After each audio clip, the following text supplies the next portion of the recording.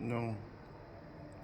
A campaign of terror between 90, donc de 1877 à 1950,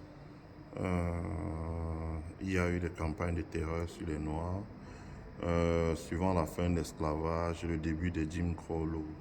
Donc, beaucoup de Noirs ont perdu leur vie. On peut voir ici, là. Ça, c'est dans le Kentucky.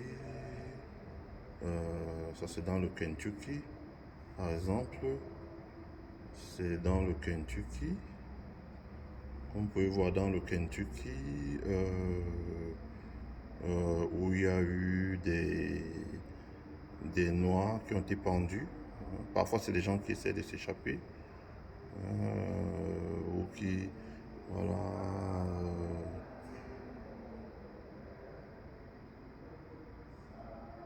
Voilà.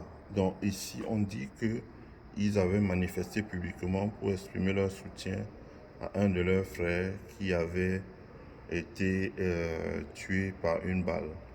Et donc, ils ont été pendus. Donc, ici, c'est en Géorgie, dans le Walton County.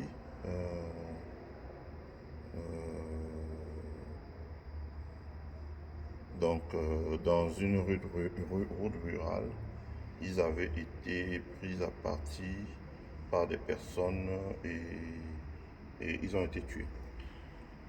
Ici, c'est... Voilà, ici, c'est dans le Texas. On peut voir, ici, c'est au Texas, voilà, Shelby County, en 1920. Ça date pas, hein, ça fait juste un siècle.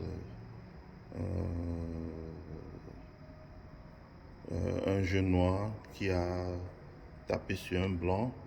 Il a été pendu devant tout le monde. Voilà. Donc, et puis ici, vous avez tout ce qui est durant la reconstruction, dont les suprémacistes, etc. Donc, vous pouvez voir. Donc, c'est ce qui est bien en Amérique. Le pays se regarde, sait se regarder dans les yeux. Donc, sait se regarder dans les yeux. Et ça continue ici. Donc, ça c'est plus... Donc, les Noirs se sont battus. Hein. C'est pour ça que j'ai beaucoup de respect pour nos frères noirs qui se sont battus et se battent toujours. Donc, ils ont protesté pour leurs droits. Ici aussi, ils ont protesté pour leurs droits à Manhattan, par exemple.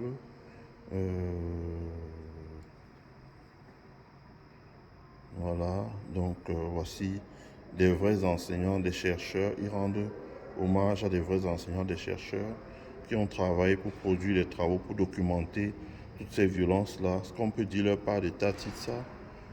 Donc les victimes noires, vous pouvez voir ici, dans le Mississippi, des gens lynchés, 614, en Géorgie, 596, en Louisiane, etc., au Texas, 344, en Floride, 304, en Oklahoma, 76, en Illinois, 57, en Indiana, l'Ohio.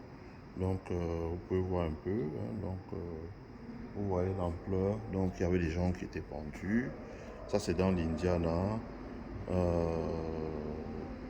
Des Noirs qui avaient été accusés du meurtre d'un jeune... vous voyez, vu qu'ils ont été pendus. Ici, c'est en 1919 dans le Nebraska.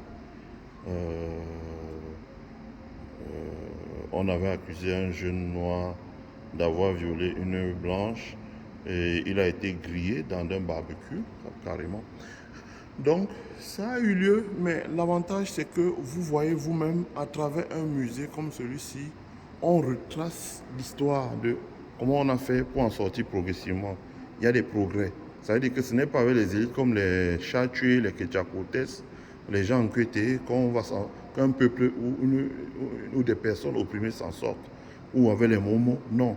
Et vous voyez que quand les momos viennent parler devant les télévisions, ils ne connaissent pas de quoi ils parlent. Il faudrait qu'on crée des musées comme ça pour qu'ils puissent enfin savoir de quoi on parle.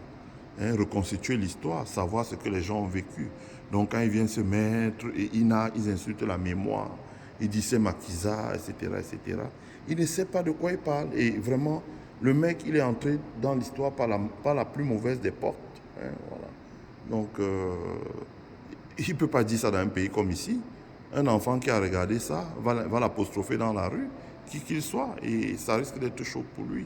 Donc, parce que les gens connaissent leur histoire. Donc, je souhaitais montrer ça. Voilà.